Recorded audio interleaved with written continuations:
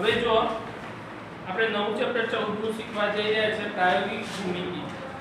હવે પ્રાયોગિક ભૂમિતિ આ ભૂમિતિનું ચેપ્ટર છે. ગણિતના અલગ અલગ પ્રકાર છે, તમને ખબર ના હોય તો અંકગણિત છે, બીજગણિત છે, પછી ભૂમિતિ છે. તો અહીંયા આપણે આ ભૂમિતિનું ચેપ્ટર છે, ધ્યાન રાખજો. આની અંદર જે પણ આકૃતિ દોરવાની આવે છે ત્યાં સ્કેલનો ઉપયોગ કરવાનો, પેન્સિલનો ઉપયોગ કરવાનો, પછી જ્યાં પરિકરનો ઉપયોગ આવશે ત્યાં પરિકરનો પણ ઉપયોગ કરવાનો છે. પરિકર એટલે શું એ તો ખબર છે ને? દરેક જોડે છે પરિકર. તો આ રીતે આપણે એની અંદર રચના, તો અલગ અલગ રચનાઓ આની અંદર દોરવાની તમારે આવે છે. જે રચનાની અંદર આપણે માપપટ્ટી એટલે કે આપણી જે સ્કેલ છે સ્કેલનો ઉપયોગ કરી અને પરિકરના ઉપયોગ, તો અહીંયા આપણે માપપટ્ટી જે છે માપપટ્ટી અને પરિકર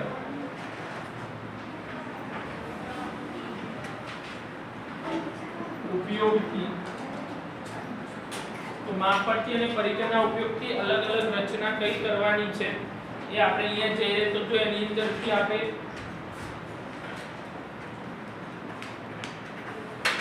વર્તુળની રચના, બરાબર, પછી રેખાખંડ. આ રેખાખંડ એટલે શું ખબર? ત્રણ વસ્તુ આવે છે. રેખાખંડને સમજવા માટે આપણે ત્રણ અહીંયા આપણે દોરીએ છીએ. દાખલા તરીકે 1 2 અને પહેલું મેં દોર્યું એને શું કહેવાય? પહેલી જે લાઈન દોરી છે એને શું કહેવાશે? આ ભૂમિતિમાં ત્રણ વસ્તુ આવે છે. આ ત્રણ મેં લાઈન દોરી છે. અહીંયા એક એરો દોર્યો છે, અહીંયા બે સાઈડ બે એરા દોર્યા છે. આ ત્રણેયને અલગ અલગ નામથી ઓળખવામાં આવી છે. કોઈ ખબર છે? તો આ પહેલો છે એને શું કહેવાય? રેખાખંડ કહેવાય, જે ખાલી લાઈન જ હોય. પછી આ બીજું છે એને કિરણ કહેવાય. શું કહેવાય? કિરણ. ત્રીજું છે એને રેખા કહેવાય. ધ્યાન રાખજો, બે સાઈડ એરા આપણને આપેલો હોય રેખા આપણે કહીએ, એક સાઈડ આપ્યો તો કિરણ કહીએ, અને બંને સાઈડ આપણને ખાલી લાઈન જ આપી છે ને રેખાખંડ. આનો મતલબ શું થાય છે કે આમ આપણે જોવા જઈએ તો આની મર્યાદા, લિમિટ છે, એની લંબાઈ છે ને એ મર્યાદિત છે. અહીંયાથી સ્ટાર્ટ થઈને અહીંયા અનંત સુધી છે. અનંત સુધી મતલબ અહીંયા એરો આપ્યો છે એનો મતલબ અનંત સુધી છે, અને રેખા છે બંને બાજુ અનંત સુધી, આ સાઈડથી પણ અને આ સાઈડથી પણ. ટૂંકમાં આપણે રેખાખંડ દોરવાનો છે. તો રેખાખંડ આપણે કેવી રીતે પરિકર માપપટ્ટીની મદદથી દોરી શકીએ એ આપણે એને શીખવાનું છે, બરાબર. તો આ અલગ અલગ જે પોઈન્ટ છે, પોઈન્ટ આપણે શીખીએ એની અંદર ખબર પડશે આપણને કે કેવી રીતે આપણે દોરી શકીએ. તો પછી છે લંબ રેખા, લંબ રેખાઓ. પછી છે લંબ દ્વિભાજક,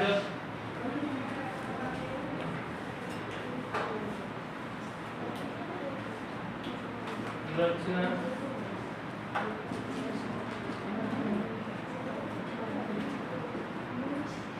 તો આ રીતે અલગ અલગ અહીંયા આપણે જે મેં પોઈન્ટ કીધા બધાની આપણે રચના દોરવાની છે. તો કેવી રીતે રચના કરી શકાય છે એ રીતે આપણે એને શીખવાનું છે. તો ધ્યાન રાખજો, એની અંદર આપણને જે આપેલું હોય એ પ્રમાણે દિશાની રચના કરવી છે. પછી ખૂણાઓની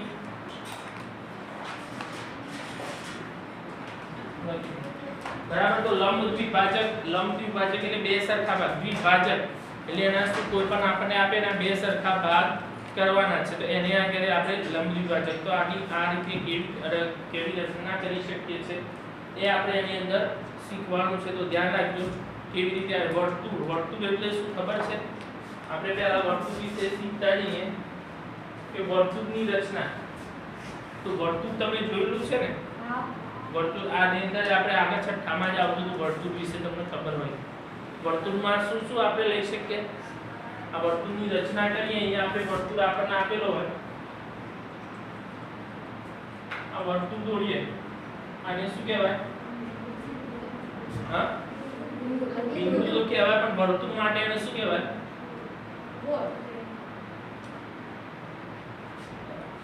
અહીંયા આપણે દોરીએ એનું કેન્દ્ર કહેવાય. શું કહેવાય? કેન્દ્ર. કેન્દ્ર દોર્યા પછી આને શું કહેવાય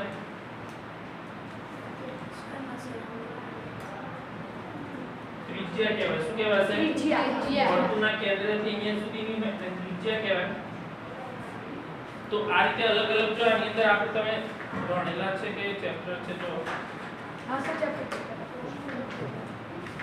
આપણે કઈ ભણ્યા ને એવું લાગે છે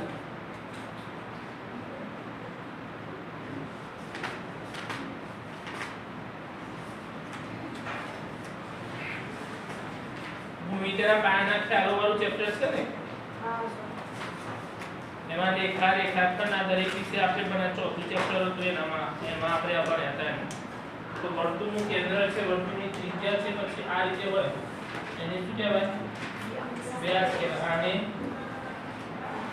જીવા કહેવાય શું કહેવાય જીવા તો આ દરેક વસ્તુ આપણને ખબર હોય કે જીવા કોને કહેવાય વ્યાસ કોને કહેવાય આગળ છઠ્ઠા સાતમામાં તમે જોશો આઠમામાં તો આ તમને ભણવામાં આવશે કે એની જીવા આ રીતે દોરી શકાય અને ત્રિજ્યા આ રીતે દોરી શકાય વ્યાસ આ રીતે એનો લખી શકાય પડી ખબર લખી દો ચલો આટલું ફટાફટ સર નોટમાં ક્યાં લખીશ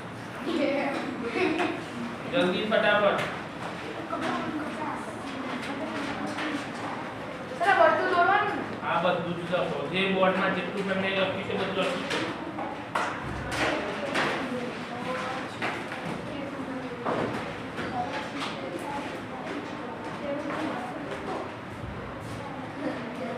અવાજ નથી કરવાનો મેં લખવાનું છે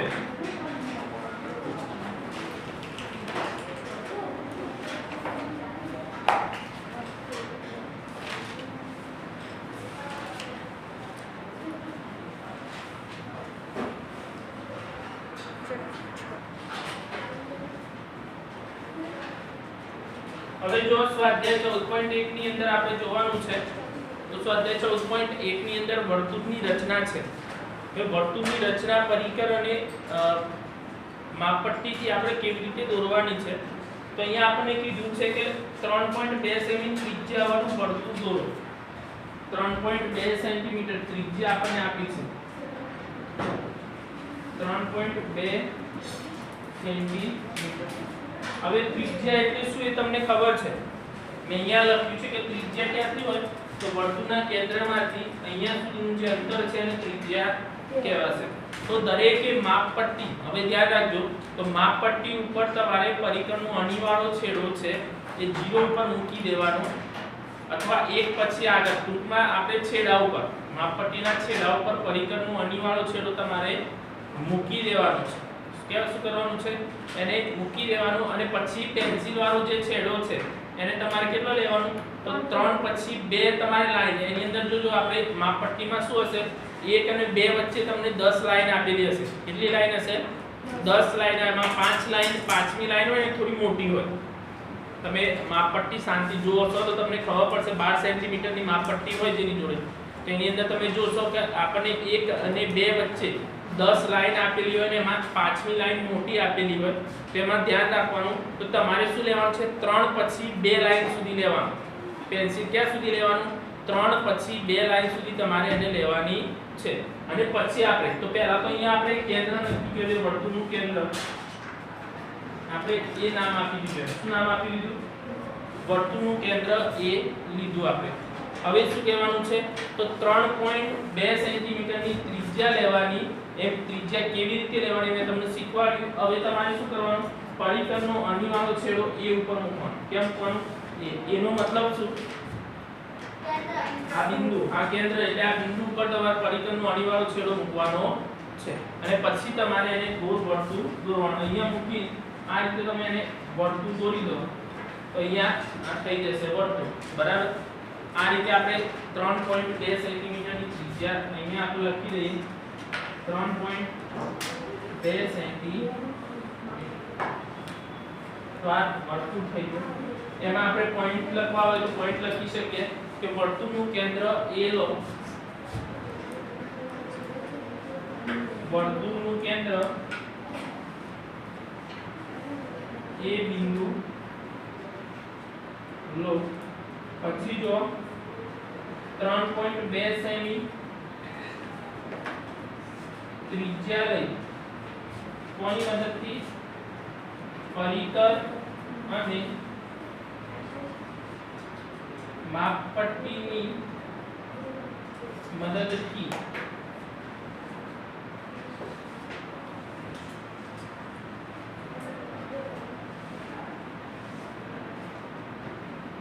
એને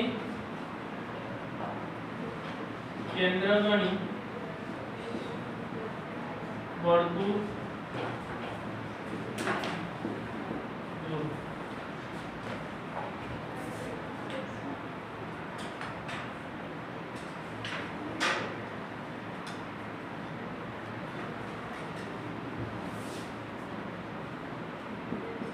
આમ 3.2 સેમી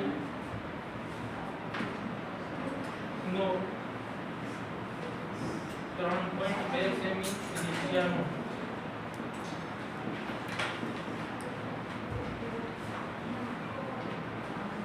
વર્તુળ તૈયાર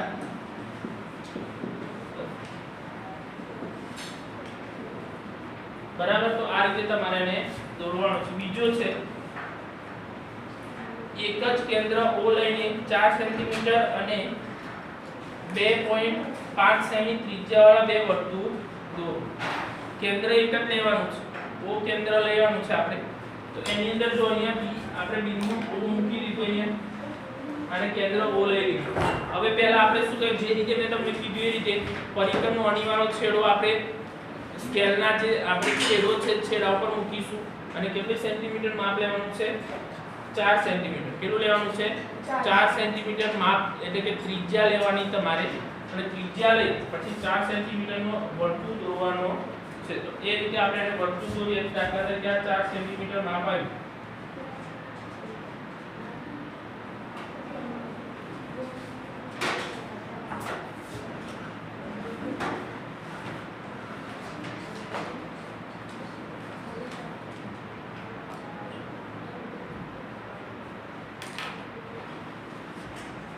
બરાબર. આપણે 4 સેન્ટીમીટર ની ત્રિજ્યાનું વર્તુળ દોરી લીધું.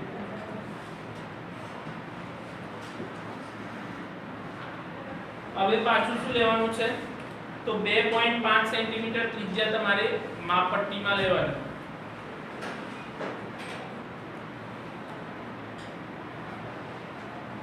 તો 2.5 સેન્ટીમીટર એટલે તમારે 2 અને 3 ની વચ્ચે એક મોટી લાઈન આપી હશે, જોજો તમે ત્યાં સુધીનું માપ તમારે લેવાનું છે. પાછું ફરીવાર પરિકરનો અણીવાનો છેડો ક્યાં મૂકવાનો, O ઉપર મૂકવાનો. ક્યાં મૂકવાનો, O ઉપર. અને પછી પાછું બીજું વર્તુળ દોરી દેવાનું. આ રીતનું અંદર વર્તુળ થઈ જશે. આનું જે માપ છે એ કેટલું રહેશે 2.5 સેમી. આ રીતે એની વર્તુળની રચના કરવાની છે તમારે. એના પોઈન્ટ લખ્યા આપણે કેવી રીતે એની અંદર લખાશે કે વર્તુળની રચના. તો વર્તુળનું કેન્દ્ર આપણે અહીંયા O લીધું છે. શું લીધું છે, O વર્તુળનું કેન્દ્ર લીધું છે. તો અહીંયા આપણે લખ્યા વર્તુળનું કેન્દ્ર O બિંદુ લો. પછી બીજો પોઈન્ટ, તો આપણે શું કરીશું, તો પરિકર અને માપપટ્ટી અથવા માપપટ્ટી અને પરિકરની મદદથી 4 સેમી ત્રિજ્યા લઈ વર્તુળ દોરો. પછી ફરીવાર પાછો માપપટ્ટી અને પરિકરની મદદથી O બિંદુને કેન્દ્ર ગણી 2.5 સેમી ત્રિજ્યા લઈ વર્તુળ દોરો. આમ 4 સેમી અને 2.5 સેમી ત્રિજ્યાના બે વર્તુળ એક જ કેન્દ્રમાંથી તૈયાર થશે. આ રીતે આપણે એને વર્તુળ જે છે બે વર્તુળ દોરવાના હતા, આ રીતે આપણે દોરી શકાય.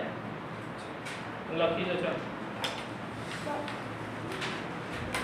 વ્યવસ્થિત વર્તુળ દોરજો તમે અને વ્યવસ્થિત રીતે એને દોરવાનું છે તમારે.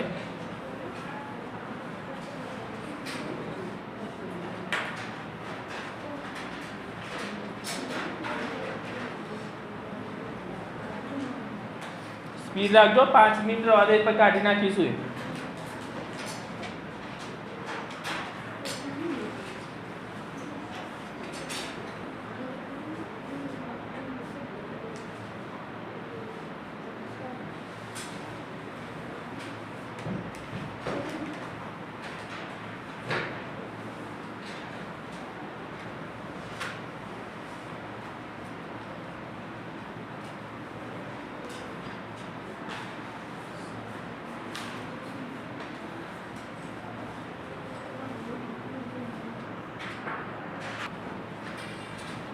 હવે જે દાખલા નંબર 3 આપ્યો છે એમાં જો તમે વાંચો શું લખ્યું છે, તો એક વર્તુળ દોરો, એનું કોઈ માપ લેવાનું છે નહીં, ગમે તેટલા માપનું આપણે દોરી દેવાનું વર્તુળ.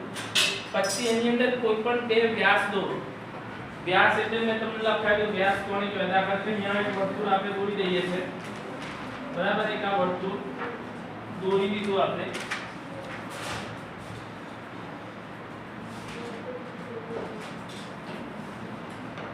બરાબર. હવે બે વ્યાસ આપણે દોરવાના. વ્યાસ એનો મતલબ શું? વર્તુળના કેન્દ્રમાંથી જ પસાર થાય. ક્યાંથી થાય? વર્તુળના કેન્દ્રમાંથી. આ વર્તુળનું કેન્દ્ર દોર્યું છે આપણે. એક વ્યાસ અહીંયા લઈ લીધો ને એક વ્યાસ અહીંયા લઈ લીધો. બંને વ્યાસ એકબીજાને લંબ છે. લંબનો મતલબ શું? એ પણ આપણે આગળ ભણી ગયા ચેપ્ટરમાં. લંબ એટલે બંને રેખાખંડ એકબીજાને લંબનો મતલબ કાટખૂણે છેદે છે. કાટખૂણે છેદે એટલે કેટલા અંશનો ખૂણો બને કાટખૂણામાં? કેટલા અંશનો ખૂણો બને? 90 અંશનો. આ શીખવાડ્યું છે આપણે, લંબ રેખા વિશે શીખવાડ્યું છે તમને. એની વ્યાખ્યા પણ લખાઈ છે કે બે રેખાઓ એકબીજાને કાટખૂણે છેદતી હોય તે બંનેને લંબ કહેવાય. તો આપણે આ લંબ દોરી દીધી. શું દોરી દીધી? લંબ આપણે દોરી દીધી. તો આ જે છે એક બંનેનું આપણે નામ આપી દીધું. અહીંયા આપણે નામ આપો તો નામ આપી દઈએ. અહીંયા કેન્દ્ર છે અને O લખી દઈએ. અહીંયા AB, અહીંયા CD. હવે શું કીધું છે આપણને? તો આ બે લંબ છે એટલે કે કાટખૂણે છેદે છે. પછી આપણે કીધું બંને વ્યાસના અંત્યબિંદુ જોડો અને કઈ આકૃતિ થશે. બંને વ્યાસના અંત્યબિંદુ જોડવાના છે. તો આ બંને અંત્યબિંદુ એટલે આ વર્તુળ ઉપર જે હોય ને, આ A અને B ને અંત્યબિંદુ, C અને D ને અંત્યબિંદુ, એને આપણે જોડી અહીંયા જોડી દેવાના.